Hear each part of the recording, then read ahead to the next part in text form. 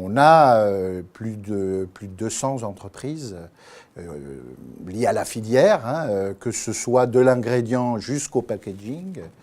Et la filière ne compte pas uniquement les parfums, les crèmes, les cosmétiques en tant que tels, mais compte aussi toute la partie coloration.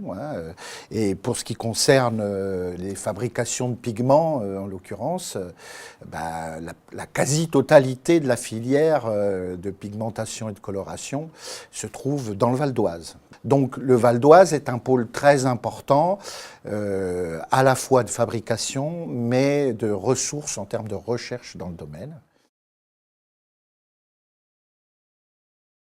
Cette plateforme, du coup, elle a je dirais un double rôle.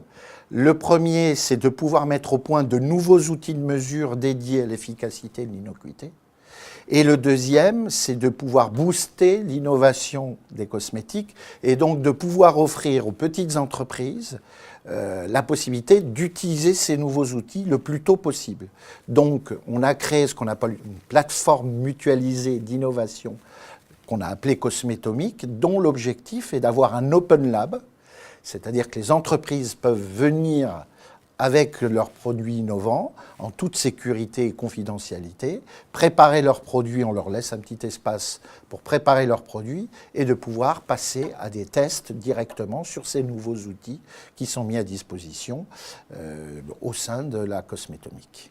L'objectif, c'est ça, c'est de faire en sorte de proposer le plus de produits innovants possible en termes de mesures et d'aider à comprendre justement et d'aller encore plus loin dans l'innovation et dans la qualité des produits. Parce qu'il ne faut pas oublier une chose, c'est que l'objectif de la PFMI Cosmétomique, si je la résumais en un mot, c'est vraiment de faire en sorte que la qualité française reste leader au monde.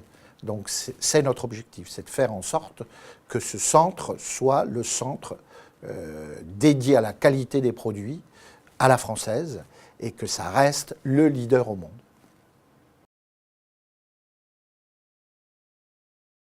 La première plateforme ouvre ses portes effectivement dans quelques mois, sur Neuville-sur-Oise, dans les locaux de l'université de Cergy-Pontoise. Elle va permettre effectivement aux entreprises de venir pouvoir tester leurs produits sur un certain nombre de nouveaux outils mis à leur disposition qui rentrent dans des dynamiques diverses, soit des outils d'imagerie très pointus, soit des outils plutôt de diagnostic à l'échelle moléculaire aussi qui permettent d'avoir des informations très précises sur la qualité du produit, l'efficacité du produit, la caractérisation du produit et de la peau d'ailleurs.